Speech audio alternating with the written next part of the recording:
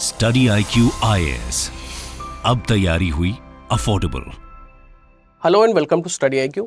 My name is Saurabh Gupta and I teach philosophy optional live on Study IQ IAS. So आज के इस session में हम discuss करने वाले हैं हमारा third unit that is Buddhism. Indian philosophy का हमारा ये थर्ड यूनिट होने वाला है। यूपीएससी के सिलेबस में जो हमारा पेपर 1 है उसका पार्ट बी है इंडियन फिलोसफी, उसका आज ये टॉपिक हम डिस्कस करने वाले हैं। तो बुद्धिज्म में हमारे यूपीएससी के सिलेबस में जो भी टॉपिक्स दिए गए हैं जैसे कि नैरात्मवाद, क्षणिकवाद और प्रतीत समुत्पाद, इसके अलावा और भी कई सारे इंडियन स्कूल्स ऑफ थॉट हैं, उनको सभी को हम डिस्कस करेंगे आज के स्कूल्स ऑफ बुद्धिज्म में। तो ये हमारा टॉपिक है। इससे पहले मैं ऑलरेडी दो यूनिट्स को कंप्लीट कर चुका हूँ। सबसे पहला जो था that is Charvaka and the second one was Jainism. ये हमारा थर्ड यूनिट है और आई एम रियली सॉरी क्योंकि ये आपका जो सेशन है ये आने में लेट हो गया। पिछला पूरा हफ्ता आपका स्किप हो गया। उसका रीज़न था कि मेरी तबीयत ठीक नहीं थी, इस वजह से मैं इसको कंटिन्यू नहीं कर पाया। लेकिन क्योंकि मैंने आपको प्रॉमिस किया था ये पूरा सीरीज़ में कंप्लीट करूँगा, इसलिए so I am committed to do so, तो मुझे वो करना ही है। तो इसलिए आज मैं इसको लेके आया हूँ थर्ड यूनिट। तो आज के इस सेशन में हम डिस्कस करने वाले हैं हमारे बुद्धिज़्म को, जिसमें हमारे यूपीएससी के जितने भी टॉपिक्स हैं सभी को हम कवर करेंगे। और फिलोसफी ऑफ सोल से रिलेटेड कोई भी अगर आपके डाउट्स होते हैं तो आप मुझे लिख सकते हैं। ये मेरा टेलीग्राम का आईडी है, यहाँ पे लिखा हुआ है। ये इंस्टाग्राम का है, जो भी आप मीडियम यूज़ करते हैं आप मुझे कांटेक्ट कर सकते हैं। और कोई भी आपके डाउट्स होते हैं, कुछ क्वेरीज होते हैं लाइव क्लासेस से रिलेटेड, स्टडी मटेरियल से रिलेटेड या फिर फिलोसफी ऑप्शन से रिलेटेड, अगर आप सेल्फ स्टडी भी करते हैं तब भी अगर आपको कोई डाउट्स होते हैं तो आप मुझसे डिस्कस कर सकते हैं। ये मेरी आईडी है, हम टेलीग्राम पे डिस्कस कर सकते हैं। लाइव क्लासेस जो है हमारी फिलोसफी ऑप्शनल की वो स्टार्ट हो चुकी हैं, जिसके एडमिशन्स क्लोज हो जाएंगे 20 जनवरी को। इसमें हमें लाइव क्लासेस के साथ साथ मैं प्रोवाइड कराता हूँ टेस्ट सीरीज़। वो टेस्ट सीरीज़ में आपको 12 टेस्ट मिलते हैं, जिसमें आपको 8 सेक्शनल टेस्ट और 4 फुल लेंथ टेस्ट मिलते हैं। इसके अलावा सारा स्टडी मटेरियल मैं आपको प्रोवाइड कराता हूँ PDF की फॉर्म में, सॉफ्ट कॉपी में प्रोवाइड कराता हूँ, जो कि मैंने कंपाइल किया है। जितने भी हमारी बेस्ट स्टैंडर्ड बुक्स हैं यूपीएससी के लिए, जो है नॉन यूपीएससी की बुक्स हैं, सभी को मैंने कंपाइल करके आपका स्टडी मटेरियल प्रिपेयर किया है काफ़ी एक लंबी चौड़ी रिसर्च के बाद में, जो कि स्पेशलाइज्ड है आपके यूपीएससी के सिलेबस के लिए ही। तो जिससे कि आपको कहीं भी दूसरा स्टडी मटेरियल जो है वो फॉलो नहीं करना है, एक बुक भी आपको अलग से परचेज नहीं करनी, मेरा स्टडी मटेरियल आपके लिए सफिशिएंट रहता है। इसके अलावा मैं आपको प्रीवियस ईयर के जो क्वेश्चंस हैं उनका भी डिस्कशन मैं करता हूं अपने हर टॉपिक के एंड में। मंडे टू फ्राइडे आपके क्लासेस रहते हैं, सैटरडे को होता है डाउट सेशन, सेम टाइम पे होता है। क्लासेस जो है वो 1 to 4 होती हैं दिन में, जिसके रिकॉर्डेड सेशंस भी आप बाद में देख सकते हैं, क्योंकि उसकी वैलिडिटी आपकी 18 मंथ्स की रहती है। लेकिन जो कोर्स है वो कंप्लीट मैं करा देता हूँ 4 मंथ्स में। 4 मंथ्स में हमारा सिलेबस कंप्लीट हो जाता है, क्योंकि फिलोसफी ऑप्शनल का सिलेबस काफ़ी छोटा है, आपने देखा होगा। इसके साथ साथ अगर हम बात करते हैं हमारे PYQs के डिस्कशंस की, तो जो प्रीवियस ईयर के क्वेश्चंस हैं उनको मैं हर यूनिट के एंड में डिस्कस करता हूं। जो हमारे टेस्ट सीरीज़ हैं, तो टेस्ट सीरीज़ जो आप कंडक्ट करते हैं उन टेस्ट को भी मैं लाइव क्लासेस में डिस्कस करता हूं। तो ये सारी चीज़ें रहती हैं हमारे लाइव क्लासेस में। तो इसकी जो फीस है दैट इज़ 20,499, लेकिन अगर आप मेरा कोड यूज़ करते हैं SG Live तो ये आपको मिल जाएगा 15,999 में, जो कि काफ़ी अफोर्डेबल है, जिसमें आपको टेस्ट सीरीज़ भी मिलती हैं। तो ये जो आपका जनवरी बैच है स्टार्ट हो चुका है, इसके एडमिशन्स क्लोज हो जाएंगे 20 जनवरी को। So enroll now and see you in the live batch, ठीक है। तो अभी तक के लिए लाइव क्लासेस की इतनी ही इन्फॉर्मेशन। अब हम बात करते हैं हमारे टॉपिक की, दैट इज़ बुद्धिज़्म। तो अगर हम बात करते हैं स्कूल्स ऑफ बुद्धिज़्म की, तो जो हमारा थर्ड यूनिट है इंडियन फिलोसफी में, इसमें हम बात करेंगे स्कूल्स ऑफ बुद्धिज़्म की, जिसमें हम ये देखेंगे कि हमारे इस यूनिट में यूपीएससी ने क्या क्या दिया है। उन जितने भी टॉपिक्स हैं उनको सभी को आज की क्लास में हम डिस्कस करेंगे। तो पहला जो टॉपिक है दैट इज प्रतीत समुत्पाद। In English, it is known as theory of dependent origination. Next is Kshanikvad and then Nairatmavad. Kshanikvad means momentariness. Nairatmavad means a school that believes that there is no soul. No soul theory is known as नैरात्मवाद। अनात्मवाद भी कहते हैं इसको। इनकी real जो language है, इनकी जो original language है पाली, उसमें इन्होंने अनत्ता कहा है कि that there is no soul. अब अगर हम बात करते हैं बुद्धिज़्म की, तो बुद्धिज़्म एक काफ़ी इंटरेस्टिंग फिलॉसफी है। उसके इंटरेस्टिंग होने का रीज़न ये भी है कि ये आत्मा में विश्वास नहीं करते। They do not believe in soul but they believe in rebirth. Then the very valid question arises that if there is no soul, how rebirth is possible? अगर आत्मा होती ही नहीं है तो फिर रीबर्थ किसका होता है, पुनर्जन्म किसका होता है? इसका आंसर बड़ा इंटरेस्टिंग देते हैं, जिसको हम आगे पढ़ने वाले हैं। और अगर हम बात करते हैं बुद्धिज्म की, तो एक छोटा सा इंट्रोडक्शन ले लेते हैं इनका।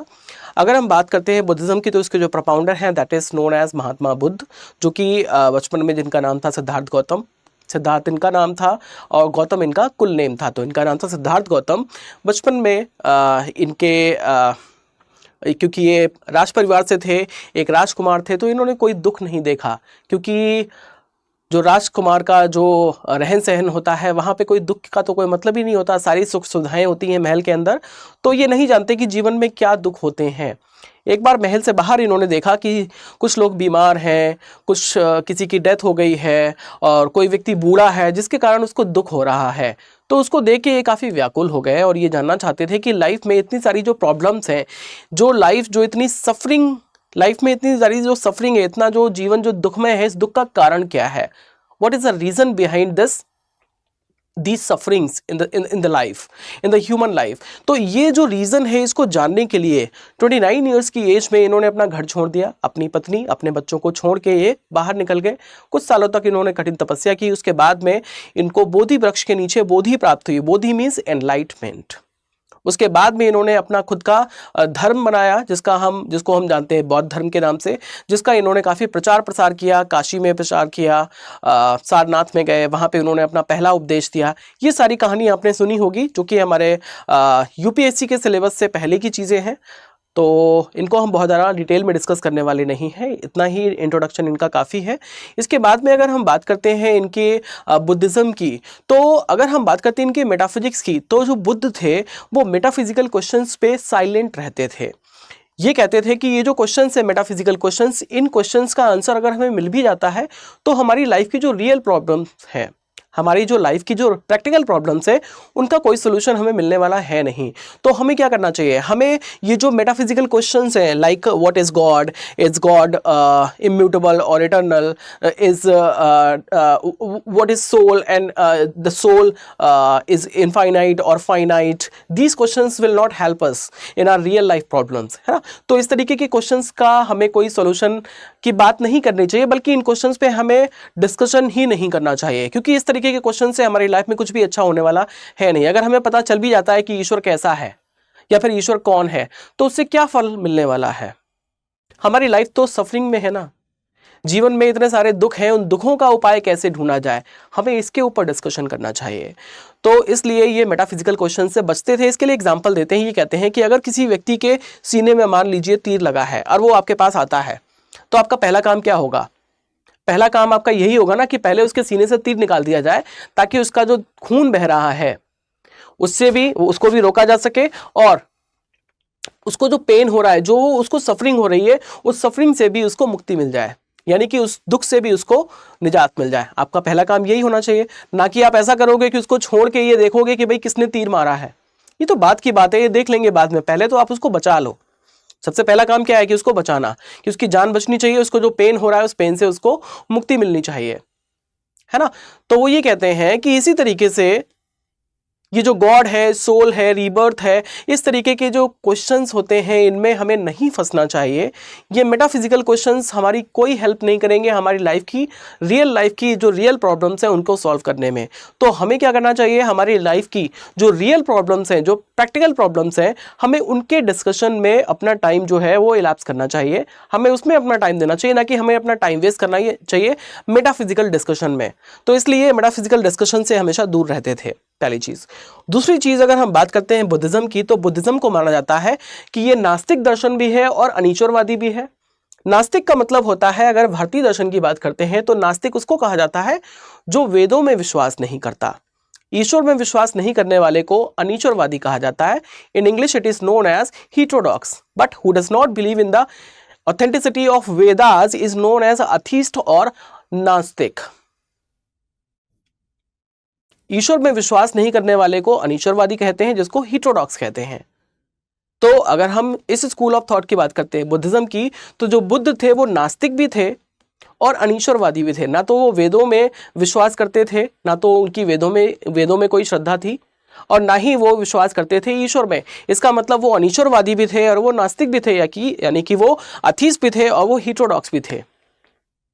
अब ऐसा स्कूल ऑफ थॉट जो कि अथीस्ट भी है और हेटेरोडॉक्स भी है, यानी कि वो नास्तिक भी है और वो अनीश्वरवादी भी है, ऐसा स्कूल ऑफ थॉट बात करता है रीबर्थ की, यानी कि आत्मा नहीं होती, क्योंकि आत्मा तो ट्रांसेंडेंटल एंटाइटी है, मेटाफिजिकल एंटाइटी है, और मेटाफिजिकल क्वेश्चंस पे तो ये साइलेंट रहते थे और कभी भी डिस्कशन करने की सलाह भी नहीं देते थे और खुद भी नहीं करते थे। तो ये बड़ा इंटरेस्टिंग सा क्वेश्चन बन जाता है कि अगर आत्मा होती ही नहीं है तो उसका रीबर्थ कैसे होता है। इसको हम समझेंगे सबसे लास्ट में, क्योंकि हमारा लास्ट का टॉपिक है नैरात्यवाद। उससे पहले हम थोड़ा हम समझ लेते हैं बुद्धिज्म को। तो ये कहते हैं कि इस वर्ल्ड में जो कुछ भी है, हर चीज़ कैसी है, हर चीज़ जो है एक दूसरे के ऊपर डिपेंडेंट है, which is known as pratitya samutpada, theory of dependent origination. ये कहते हैं कि यहाँ कुछ भी ऐसा नहीं है जो सेल्फ डिपेंडेंट है, हर चीज़ किसी न किसी चीज़ के ऊपर डिपेंडेंट है। आप अपने आसपास नज़र उठा के कुछ भी देख लीजिए, हर चीज़ एक दूसरे के ऊपर डिपेंडेंट होती है, which is known as theory of dependent origination. हर चीज का जो ओरिजिनेशन है वो कैसा है, वो डिपेंडेंट है। इसी को ये कहते हैं प्रतीत्य समुत्पाद। अब ये कहते हैं ये जो प्रतीत्य समुत्पाद है, इसका अगर आपको ज्ञान है तो इससे आपको लिबरेशन मिलेगा। Knowledge of प्रतीत्य समुत्पाद gives you liberation, while the ignorance of प्रतीत्य समुत्पाद gives you bondage. अगर आपको प्रतीत्य समुत्पाद का ज्ञान नहीं है तो आप बॉन्डेज में रहते हैं, यानी कि आप बंधन में रहते हैं। लेकिन अगर आपको इसका ज्ञान मिल जाता है तो आपको लिबरेशन मिल जाता है, यानी कि आपको कैवल्य मिल जाता है, मींस मोक्ष मिल जाता है। अब ये हमें समझना है कि प्रतीत्य समुत्पाद होता क्या है। What is the theory of dependent origination, इसको एक बार समझते हैं। Troubled by sight of disease, old age and death, Buddha left his home to find a solution of the misery of earthly life, है ना। बुढ़ापा, बीमारी और डेथ, ये सारी चीजें देख के जब ये बहुत ज़्यादा चिंतित हो गए, व्याकुल हो गए, तो इन्होंने ये डिसीजन लिया कि मुझे इस लाइफ का जो ट्रुथ है उसको जानना है। ये इतनी सारी जो सफरिंग है संसार में, क्योंकि इन्हें 4 आर्य सत्यों की खोज की थी। पहला आर्य सत्य था कि संसार दुखमय है, जीवन जो है वो दुखमय है। दूसरा, दुख का कारण है। और तीसरा, जो कारण है उसका निवारण भी है, और जो निवारण है वो क्या है, वो है प्रतीत्य समुत्पाद। प्रतीत्य समुत्पाद का जो ज्ञान है वही क्या है, वही निवारण है। अगर हमें प्रतीत्य समुत्पाद का ज्ञान है तो उससे हमें क्या मिल जाएगा, उससे हमें लिबरेशन यानी कि कैवल्य मिल जाएगा, ऐसा इन्होंने कहा था। अब हम एक बार समझ लेते हैं कि प्रतीत्य समुत्पाद क्या है। अब ये कहते हैं प्रतीत्य समुत्पाद is the solution which he found. अब वो सोल्यूशन क्या है, इसको एक बार हम समझ लेते हैं। ये कहते हैं कि अगर हम इस संसार में आते हैं, अगर हम इस संसार में आते हैं तो इस संसार में हमें एक शरीर मिलता है जिसके कारण हमें सेंस ऑर्गन्स मिलते हैं, और इस सेंस ऑर्गन्स के कारण हमें जो शरीर मिला है इस संसार में, हमें चीज़ों से 2 चीज़ें होती हैं, हमें इस वर्ल्ड से 2 तरीके के भाव होते हैं। एक तो होता है राग और दूसरा होता है द्वेष। एक तो होता है अटैचमेंट, दूसरा होता है अवर्जन। राग को कहते हैं अटैचमेंट और द्वेष को कहते हैं अवर्जन। यानी कि जो चीजें मुझे सुख देती हैं उनसे तो मुझे अटैचमेंट होता है, लेकिन जो चीजें मुझे दुख देती हैं उनसे मुझे अवर्जन होता है। अब ये जो अटैचमेंट और अवर्जन है यही मुझे इस संसार में वापस लेके आता है। इसी को हम बंधन कहते हैं, इसी को बॉन्डेज कहा गया है। अगर हम बात करते हैं जैनिज्म, बुद्धिज्म या फिर हिंदुज्म, तीनों ही धर्मों में अगर हम बंधन और मोक्ष की बात करते हैं तो वो तीनों कॉन्सेप्ट ऑलमोस्ट सेम है। बंधन का मतलब होता है संसार का बंधन। संसार का मतलब क्या होता है, संसार में 3 चीजें आती हैं। सबसे पहले आता है बर्थ, उसके बाद में होती है आपकी डेथ, डेथ के बाद में होता है रीबर्थ, ठीक है, फिर क्या होती है डेथ, ठीक है। और ये जो चक्र है ये चलता रहता है। ये जो चक्र है इसी को कहा जाता है संसार। अब ये संसार का जो चक्र है ये चलता क्यों है, हम इस संसार के चक्र में बनते ही क्यों हैं? The reason is pratitya samutpada, क्योंकि वहां पे क्या है, इग्नोरेंस है। The root cause is ignorance, यानी कि हमें क्या है, हमें अज्ञानता है। ये कहते हैं कि जो बंधन है, संसार में आने का जो कारण है वो है हमारी अज्ञानता, यानी कि इग्नोरेंस। उस इग्नोरेंस की वजह से हम इस संसार में आते हैं। हम जन्म लेते हैं, कर्म करते हैं, कर्म के बंधन में बनते हैं, जिससे हमारा दोबारा रीबर्थ होता है। रीबर्थ होता है, फिर डेथ होती है, फिर रीबर्थ होता है, फिर डेथ होती है, बर्थ होता है, रीबर्थ होता है। ये चक्र चलता रहता है। इस चक्र को ही संसार कहा गया है। इस संसार के चक्र से अगर छूटना है तो आपको क्या चाहिए होगा, आपको अपनी जो इग्नोरेंस है उसको छोड़ के लिबरेशन के मार्ग पे जाना होगा। लिबरेशन के लिए आपको चाहिए इनलाइटमेंट, यानी कि बोधि चाहिए। आपको क्या चाहिए, बोधि चाहिए, मींस इनलाइटमेंट। जब आपको इनलाइटमेंट मिलेगा तभी आपको लिबरेशन मिल जाएगा, और इनलाइटमेंट तभी मिलेगा जब आपको नॉलेज होगी प्रतीत समुत्पाद की, थ्योरी ऑफ डिपेंडेंट ओरिजिनेशन। यही एक सोल्यूशन है जो कि भगवान बुद्ध बताते हैं। ये क्या है, इसको एक बार हम समझते हैं। ये कहते हैं कि it is a chain of 12 elements. ये 12 चीजों की एक चेन है, और वो 12 चीजें क्या होती हैं इनको हम समझते हैं। पहला, why do we suffer misery and pain, यानी कि हम इतना माइजरी और पेन को सफर क्यों करते हैं, इस संसार में इतना दुख क्यों है, हम क्यों इतना दुख भोगते हैं। ठीक है, why do we suffer old age and death, because we are born. उसका रीजन ये है कि क्योंकि हम पैदा हुए हैं। अब पैदा हुए तो हमें दुख तो होगा, दुख होगा। रीजन जो दुख का रीजन है वो क्या है कि हम पैदा हुए हैं। अब हम पैदा ही क्यों हुए, because there is a will to be born, क्योंकि हमारी पैदा होने की इच्छा थी। हमें इस संसार में बड़ा अच्छा लगता है, चीजों से हमें अटैचमेंट होता है, वो अटैचमेंट हमें इस संसार में दोबारा लेके आना आता है, इसलिए हम पैदा हुए थे। ठीक है, why should there be this will to become, लेकिन ये हमारी इच्छा थी ही क्यों कि हम पैदा हों, because we cling to the objects of the world, क्योंकि जो वर्ल्ड की जो ऑब्जेक्ट्स हैं उनके साथ में हमारी क्लिंगिंग होती है, यानी कि उनके साथ में हमारा अटैचमेंट होता है। ठीक है, why do we have this clinging, because we crave to enjoy the objects of this world, क्योंकि हमें इस वर्ल्ड में जो ऑब्जेक्ट्स हैं उनको एंजॉय करने की हमारे अंदर क्रेविंग होती है।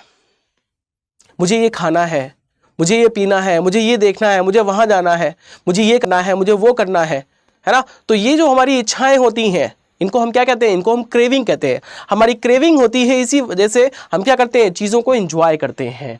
Why do we have this craving, हमें ये क्रेविंग होती क्यों है, this thirst for enjoyment because of sense experience, क्योंकि हमारे पास सेंस एक्सपीरियंस होता है। मुझे अच्छे फूड की क्रेविंग क्यों होती है, मेरी क्यों क्रेविंग होती है कि आज मुझे छोले भटूरे खाने हैं, क्योंकि मेरे पास सेंस एक्सपीरियंस है छोले भटूरे खाने का। मैं जब खाता हूं तो मुझे बड़ा टेस्टी लगता है। वो सेंस एक्सपीरियंस मुझे मिलता ही क्यों है, उसका रीजन क्या है, why do we have these sense experiences, because of sense object contact, क्योंकि मेरे सेंस ऑब्जेक्ट के कॉन्टैक्ट में वो छोले भटूरे आते हैं। मेरा सेंस क्या है, मेरी टंग, और जो मेरे सेंस का जो ऑब्जेक्ट है वो क्या है, छोले भटूरे। जब वो कांटेक्ट में आएंगे तो क्या होगा, मेरे सेंस को उसका टेस्ट मिलेगा, टेस्ट मिलेगा, तो इसकी वजह से मुझे उसकी क्रेविंग होती है, क्रेविंग की वजह से मुझे क्लिंगिंग होती है, और वो क्लिंगिंग होती है क्योंकि हम पैदा हुए क्यों, क्योंकि हमारी पैदा होने की इच्छा थी। और यही सारे रीजन जो है वो, ये जो चेन है इस तरीके से जुड़ती चली जाती है। Why do we have this contact, ये कॉन्टैक्ट हमें होता ही क्यों है, because of the 6 sense organ, the 6 being the mind. ठीक है, अब ये जो हमारा सेंस ऑब्जेक्ट का कॉन्टैक्ट है, मेरी जो टंग है वो छोले भटूरे के कॉन्टैक्ट में आई ही क्यों थी, क्योंकि मेरी टंग जो है वो एक सेंस ऑर्गन का काम करती है, क्योंकि हमारे पास सेंस ऑर्गन्स हैं, 6 सेंस ऑर्गन्स हैं। 5 सेंस ऑर्गन्स के अलावा छठा जो है वो हमारा माइंड है, जिसको ये एक्सेप्ट करते हैं। Why do we have this 6 sense organs, हमारे पास ये 6 सेंस ऑर्गन्स होते ही क्यों हैं, because of the psychophysical organism, क्योंकि हम एक साइकोफिजिकल ऑर्गेनिज्म है। साइकोफिजिकल का मतलब है जिसके पास साइकी भी होती है और फिजिक भी होता है। साइकी का मतलब हमारे पास कॉन्शियसनेस है, सोल में विश्वास नहीं करते, दे बिलीव इन मोमेंटरी कॉन्शियसनेस। हमारे पास एक मोमेंटरी कॉन्शियसनेस है जिसको साइकी कहते हैं। और फिजिकल का मतलब हमारे पास फिजिकल एक बॉडी है, जो फिजिकल बॉडी है। तो हम कौन है, हम एक साइकोफिजिकल ऑर्गेनिज्म है, और साइकोफिजिकल ऑर्गेनिज्म के पास सेंस ऑर्गन होते ही होते हैं, इसलिए हमारे पास सेंस ऑर्गन्स होते हैं। Why do we have this organism, ये साइकोफिजिकल ऑर्गेनिज्म हमारे पास है ही क्यों, ठीक है, because of the initial consciousness of the embryo, क्योंकि एम्ब्रायो की जो इनिशियल कॉन्शियस थी वो यही थी, ये इसकी शर्त है। ठीक है, एम्ब्रायो का मतलब होता है गर्भ, foetus. Why do we have this consciousness, अब ये कॉन्शियसनेस हमें होती ही क्यों है, एम्ब्रायो को ये कॉन्शियसनेस क्यों होती है, because of our because of our predispositions और इंप्रेशंस ऑफ कर्मा, क्योंकि हमने पहले से इस तरीके के कर्म किए थे जिससे हमें इस तरीके की कॉन्शियसनेस मिलती है।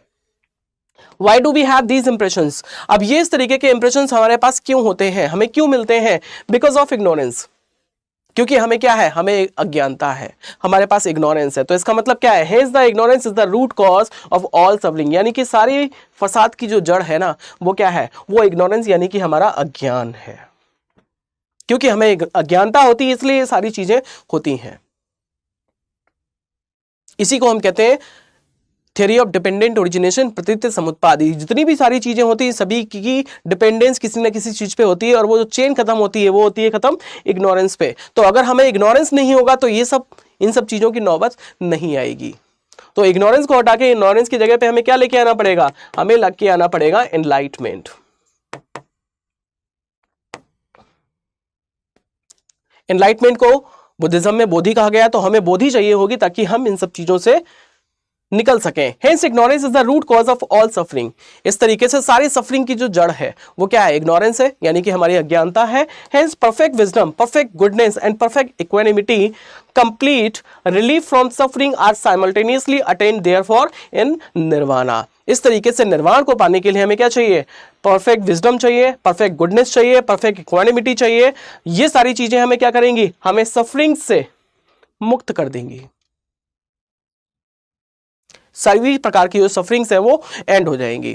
ठीक है, so this is known as pratitya samutpada. और जो बुद्धिज्म है वो ये कहता है कि अगर हमें इस प्रतीत समुत्पाद का ज्ञान है, अगर if we have the knowledge of this dependent origination, only then we can be free from this empirical world and that is called nirvana. तभी हमें निर्वाण मिल सकता है। नेक्स्ट जो थ्योरी है दैट इज मोमेंटरीनेस। अगर हम बात करते हैं मोमेंटरीनेस की, मोमेंटरीनेस को हिंदी में कहा जाता है क्षणिकवाद। ये कहते हैं कि यहां पे हर चीज क्षणिक है, यानी कि हर क्षण पे यहां पे कुछ ना कुछ चेंज हो रहा है। यहां कुछ भी ऐसा नहीं है जो परमानेंट हो, हर चीज में हर क्षण पे कुछ ना कुछ चेंज हो रहा है। अब इस तरीके से क्योंकि हर चीज यहां पे मोमेंटरी है, तो जो हमारी सोल है, जिसको दूसरे रिलीजन्स में, हिंदुज्म में और जैनिज्म में जिसको परमानेंट सोल बोला गया है, वो भी यहां पे मोमेंटरी हो जाती है। अब क्योंकि सोल मोमेंटरी होती नहीं है, सोल तो परमानेंट होती है, इसलिए सोल के कॉन्सेप्ट को ये रिजेक्ट कर देते हैं और ये कहते हैं सोल जैसी कोई चीज नहीं होती। जो कुछ भी आपको आपके पास है, अगर आपका बॉडी कॉन्शियस दिखाई देता है तो that is your momentary consciousness. तो वो क्या है, वो मोमेंटरी कॉन्शियसनेस होती है, परमानेंट सोल जैसी कोई चीज नहीं होती, क्योंकि यहां परमानेंट तो कुछ भी नहीं है। दैट इज कॉल्ड क्षणिकवाद और मोमेंटरीनेस। अब इनसे ये पूछा जाए कि भाई अगर हर चीज मोमेंटरी है, हर चीज क्षणिक है, यानी कि जो आत्मा है वो भी क्षणिक है, क्योंकि आत्मा को ये आत्मा बोलते ही नहीं है, इसको क्षणिक चेतना बोलते हैं, यानी कि मोमेंटरी कॉन्शियसनेस बोलते हैं। तो जो मोमेंटरी कॉन्शियसनेस है उसको हम क्षणिक चेतना कैसे समझ सकते हैं? ये कहते हैं जिसको हम आत्मा बोलते हैं ना, जिसको हम प्रैक्टिकली आत्मा बोल देते हैं, वो आत्मा नहीं होके वो मोमेंटरी कॉन्शियसनेस होती है, which is the aggregate of 5 स्कंदास, जो 5 स्कंदों का समूह होती है। और वो 5 स्कंद क्या होते हैं? पहला होता है रूप, दूसरा होता है वेदना, तीसरा संज्ञा, चौथा डिस्पोजिशन और उसके बाद में विज्ञान। ये 5 स्कंद होते हैं। इन 5 स्कंदों का समूह जो है उसको चेतना कहा जाता है, क्षणिक चेतना कहा जाता है, जिसको प्रैक्टिकली हम आत्मा बोल देते हैं, जबकि वो आत्मा नहीं होती। और रीबर्थ का मतलब होता है कि जो क्षणिक चेतना है एक बॉडी से दूसरे बॉडी में कंटिन्यू होती है, ना कि ट्रांसफर होती है। समझ रहे हैं? इस चीज का ध्यान रखना। बुद्धिज्म में और बाकी जो फिलॉसफीज हैं, दूसरे स्कूल्स ऑफ थॉट हैं, जैसे हिंदुज्म हो गया, जैनिज्म हो गया, वहां पे रीबर्थ का मतलब होता है आत्मा का एक शरीर से दूसरे शरीर में क्या करना, ट्रांसफर होना। That is known as rebirth और पुनर्जन्म। लेकिन अगर हम बुद्धिज्म की बात करते हैं तो बुद्धिज्म जो है वो ये कहते हैं कि जो आत्मा है, पहली बात तो वो होती नहीं है, क्योंकि आत्मा तो परमानेंट होती है, और किसी परमानेंट चीज में तो ये विश्वास नहीं करते, क्योंकि इनके हिसाब से हर चीज जो है मोमेंटरी है। ठीक है, अब अगर हम बात करते हैं क्षणिक चेतना की, जो क्षणिक चेतना है तो उसका मतलब ये होता है, यानी कि जो मोमेंटरी कॉन्शियसनेस है, एक मोमेंट पे यहां है, दूसरे मोमेंट पे कहीं और होगी, यानी कि वो कंटिन्यू होती रहती है। उसमें विज्ञान का अविच्छिन्न प्रवाह होता है। विज्ञान मीन्स कॉन्शियसनेस, विज्ञान कहते हैं कॉन्शियसनेस को, उसका अविच्छिन्न प्रवाह होता है। अविच्छिन्न प्रवाह का मतलब होता है कि that is a continuity, unbreakable continuity, ऐसी कंटिन्यूटी जिसको हम ब्रेक नहीं कर सकते। तो सीधे शब्दों में अगर कहा जाए तो रीबर्थ वही रीबर्थ है जिसको हिंदुज्म में और जैनिज्म में कहा जाता है कि आत्मा एक शरीर से दूसरे शरीर में जाती है। उसके लिए टर्मिनोलॉजी चेंज कर देते हैं, जिसको वो ट्रांसफर बोलते हैं उसको ये कंटिन्यूटी बोलते हैं, जिसको परमानेंट सोल बोलते हैं इसको ये इम्परमानेंट मोमेंटरी कॉन्शियसनेस बोल देते हैं। बस इतना सा अंतर है इनके लिबरेशन, इनके रीबर्थ में और जैनिज्म और बुद्धिज्म के रीबर्थ में। तो अगर हम ये समझते हैं कि भाई जो आत्मा है, जिसको इन्होंने बोला है कि 5 स्कंदों का समूह है, तो इसके लिए एग्जांपल देते हैं कि जो एक बुद्धिस्ट मॉन्क नागसेन है और यवन के राजा मिलिंद, दोनों का एक डायलॉग है, एक संवाद है, उसको हम समझते हैं, उसका एग्जाम्पल समझते हैं कि जो यवन के राजा मिलिंद बुद्धिस्ट मॉन्क नागसेन के पास पहुंचते हैं ये जानने के लिए कि जो आत्मा है वो पंच स्कंदों का समूह कैसे है। तो वो जो साधु हैं उनसे पूछते हैं, नागसेन से पूछते हैं कि नागसेन ये बताइए कि जो आत्मा है वो क्या है। जो आत्मा है वो नागसेन के बाल हैं, आंखें हैं, कान है, त्वचा है, स्पर्श है, मुंह है, पेट है, हाथ है, पैर है, क्या है।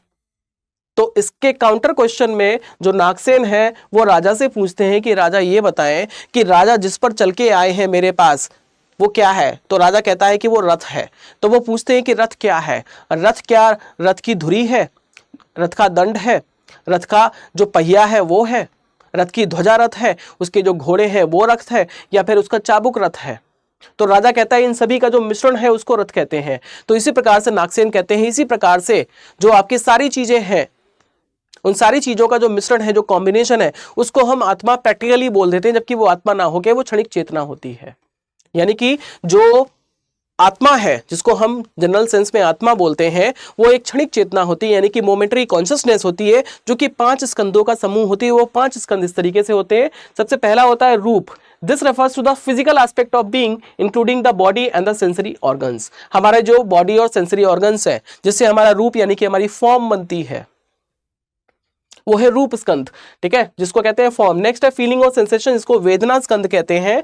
It comprise the second skandha, ठीक है। इसका मतलब क्या है, it involves the sensory experience and the resultant feelings whether pleasant, unpleasant और न्यूट्रल। कभी कभी हमें चीजों में अच्छी फीलिंग आती है, कभी बुरी फीलिंग आती है, कभी कोई फीलिंग ही नहीं आती।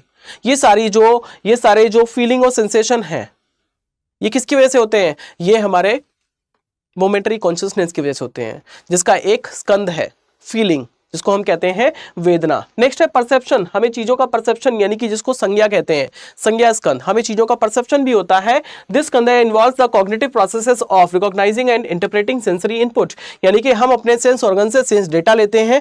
इस एम्पिरिकल वर्ल्ड का जो एक्सटर्नल वर्ल्ड है उसका हमें सेंसरी डेटा मिलता है। वो लेने वाला कौन है, वो लेने वाली मोमेंटरी कॉन्शियसनेस है। सेंस डेटा को लेने वाली मोमेंटरी कॉन्शियसनेस होती है। नेक्स्ट है मेंटल फॉर्मेशंस और वॉल्यूशंस, जिसको कहते हैं disposition. This includes mental habits, conditioning and the volitions forces that drive actions and behaviours. हम कुछ एक्शंस करते हैं, कुछ बिहेवियर करते हैं, वो करने वाला है कौन, वो मोमेंटरी कॉन्शियसनेस है, वो मोमेंटरी कॉन्शियसनेस है। नेक्स्ट है कॉन्शियसनेस, यानी कि जिसको कहते हैं विज्ञान। यहां पे विज्ञान का मतलब साइंस नहीं है, साइंस का मतलब है कॉन्शियसनेस, जिसको ये कहते हैं कि जो आत्मा है, जो रीबर्थ है, वो क्या है, वो विज्ञान का अविच्छिन्न प्रवाह है, unbreakable continuity of consciousness is called rebirth, है ना। This skandha is the awareness और consciousness that arises in dependence on the other skandhas. ये मानती है कि मेरी जो एग्जिस्टेंस है वो दूसरे स्कंदों पर डिपेंड करती है। It is the awareness of sensory experience and mental activities. Awareness आपको यहीं से आती है कि आपको आपके मेंटल एक्टिविटीज क्या चल रही हैं, आप क्या सोच रहे हैं, क्या इच्छा रखते हैं, और आपके बाहर एक्सटर्नल वर्ल्ड में क्या चल रहा है। सेंस एक्सपीरियंस से आपको क्या क्या देखने को मिल रहा है। The 5 skandhas collectively illustrate the dynamic and interconnected nature of the human existence in Buddhism. According to Buddhist philosophy, the absence of a permanent unchanging self और anatta is a key insight that leads to a deeper understanding of the nature of suffering and impermanence, ठीक है। और यही जो आपका self का जो concept होता है, जिससे आपको लगता है कि आपकी जो सेल्फ है वो परमानेंट है, इसी से आपको सफरिंग होती है। लेकिन जब आप समझ जाते हैं कि नहीं नहीं, ये परमानेंट सेल्फ ना होके ये मोमेंटरी कॉन्शियसनेस है जो कि 5 स्कंदों से बनी है, और ये शरीर इसलिए धारण करती है क्योंकि वहां पे कर्म का सिद्धांत होता है। और कर्म इसलिए होता है क्योंकि हमारा इग्नोरेंस होता है, यानी कि हमारे पास क्या होती है, इग्नोरेंस होती है, यानी कि हमारे पास अज्ञानता होती है। तो जब हमें ये पता चल जाता है कि सारी चीजों की जो रूट कॉज है दैट इज इग्नोरेंस, और इग्नोरेंस से ही सारी चीजें पैदा होती हैं, which means we have the knowledge of pratitya samutpada और we have the knowledge of theory of dependent origination, only then we can get nirvana और कॉल्ड इमेंसिपेशन और लिबरेशन। क्लियर है। So this is all about Buddhism. Now we'll discuss the previous year questions. तो हम सबसे पहला question देखते हैं जो 23 में आया था 20 नंबर का. Ignorance of dependent origination is suffering while its knowledge of cessation is cessation of suffering. Present an account of Buddhist soteriology in the light of above statement. 2023 में 20 नंबर का क्वेश्चन आया था. इसमें कहते हैं जो ignorance है ignorance of dependent origination है वो क्या है, वो सफरिंग है. यानी कि अगर आपको डिपेंडेंट ओरिजिनेशन की नॉलेज नहीं है तो इसी से आपको सफरिंग होती है, इसी से आपको क्या होता है, इसी से आपको दुख होता है.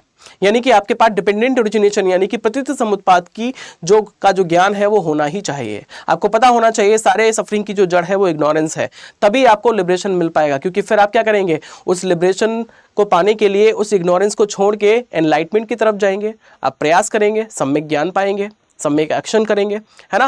Present in account of Buddhist soteriology. Soteriology का मतलब होता है theory of liberation.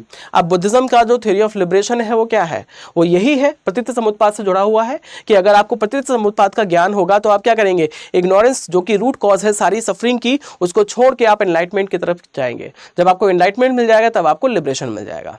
So this is all you have to describe in this question of 20 marks.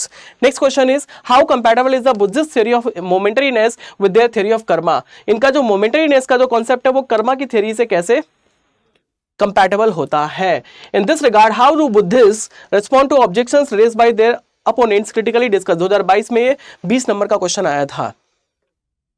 अगर हम बात करते हैं बुद्धिज्म की तो बुद्धिज्म एक तरफ तो ये कहते हैं कि एवरीथिंग इज मोमेंटरी. अगर हर तरफ हर चीज मोमेंटरी है तो फिर कर्म का जो बंधन है उसमें जो आपकी मोमेंटरी कॉन्शियसनेस है वो कैसे फंसती है, क्योंकि इस मोमेंट पे कुछ और है, अगले मोमेंट पे कुछ और है. तो वो ये कहते हैं कि वहां पे विज्ञान का अविच्छिन्न प्रवाह होता है. यानी कि जो मोमेंटरी कॉन्शियसनेस है वो कंटिन्यू होती है, और जब वो कंटिन्यू होती है तो अपने साथ में अपने जो एक्यूमुलेटेड कर्मास है उनको भी ले जाती है, प्रारब्ध कर्म है उनको वो अपने साथ लेके जाती है. जब वो अपने साथ लेके जाती है तो क्या होता है, कर्मों के फलों को फिर वो भुगतती है. इस तरीके से वो क्या करते हैं, इस तरीके से जो इनका मोमेंटरीनेस है उस मोमेंटरीनेस का सिर्फ इतना सा मतलब है कि जो आपका विज्ञान है वो एक मोमेंट पे कहीं और है, अगले मोमेंट पे कहीं और है. लेकिन जब वो अगले मोमेंट पे कहीं और होता है तो अपने साथ में वो कर्मों को लेके जाता है, जो उसके प्रारब्ध कर्म है, यानी कि जो उसके एक्युमुलेटेड कर्मास है, जो उसने संचित कर्म है उनको वो लेके जाता है. ठीक है, जब वो लेके जाता है तो उनके फलों को तो उसको भुगतना ही है, जिसकी वजह से वो जन्म लेता है. ठीक है. In this regard how do Buddhists respond to objections raised by their opponents. अब जो उनके दूसरे ओपोनेंट्स हैं, जैसे कि अगर हम बात करते हैं जैनिज्म की, तो जो जैनिज्म है वो मोमेंटरीनेस को एक्सेप्ट नहीं करते. वो ये कहते हैं कि जो जैनिज्म है वो है रियलिस्टिक रिलेटिविस्टिक प्लूरलिस्ट. वो रियलिज्म में भी विश्वास करते हैं, रिलेटिविस्टिक है और वो प्लूरलिस्ट है. वो ये कहते हैं कि इस वर्ल्ड में जो कुछ भी है वो सब कुछ रियल है, मोमेंटरी नहीं कह सकते उसको, हर मोमेंट पे वो खत्म नहीं होता, क्योंकि हमें चीजों का कॉग्निशन होता है. तो जो इनके राइवल पर्सपेक्टिव है जो कि जैनास के हैं, तो जैनिज्म जो है वो बुद्धिज्म को रिजेक्ट करता है. तो जो बुद्धिज्म है वो अपनी थियरी को एस्टैब्लिश करने के लिए वो ये कहते हैं कि जो रीबर्थ होता है, अगर हम बात करते हैं रीबर्थ की, तो जो रीबर्थ हो रहा है वो मोमेंटरी कॉन्शियसनेस का है, जिसके साथ में उसके कर्मास जाते हैं और उन कर्मों के वो फलों को भुगतता है अपनी नेक्स्ट लाइफ में. ठीक है. अगर हम बात करते हैं कर्मा के साथ में इनकी थियरी ऑफ मोमेंटरीनेस की, तो ये कहते हैं कि जो कर्म है वो हर मोमेंट पे एक जगह से दूसरी जगह पे कंटिन्यू होते हैं. किसके साथ में, मोमेंटरी कॉन्शियसनेस के साथ में. इस तरीके से जो मोमेंटरीनेस है वो भी बना रहता है और साथ में जो कर्मा की थियरी है वो भी बनी रहती है. दोनों आपस में कंपैटिबल हो जाते हैं. क्लियर है. इस तरीके से ये एक्सप्लेन करते हैं मोमेंटरीनेस के साथ में कर्मा को, तो आपको ऐसे एक्सप्लेन इसको करना होगा. सो this is all about Buddhist theory of philosophy. तो आज की क्लास में इतना ही. नेक्स्ट जो हमारा टॉपिक रहने वाला है वो हमारा होगा 4th यूनिट, दैट इज न्याय वैशेषिक. तो अगर कोई भी डाउट है आपको फिलोसफी में, बुद्धिज्म से रिलेटेड या फिर किसी और टॉपिक से रिलेटेड, तो आप मुझे कांटेक्ट कर सकते हैं। मेरी टेलीग्राम आईडी है, मेरा इंस्टाग्राम की आईडी है। लाइव क्लासेस जो है वो स्टार्ट हो चुके हैं, कल से ही स्टार्ट हुए हैं। तो अगर आप यूपीएससी की प्रिपरेशन कर रहे हैं फिलोसफी ऑप्शनल के साथ में, तो जो लाइव क्लासेस है वो स्टार्ट हो चुके हैं, एनरोलमेंट ले सकते हैं। जो फीस है काफ़ी अफोर्डेबल है अगर आप मेरा कोड यूज़ करते हैं history live. So this is all about this class, this topic.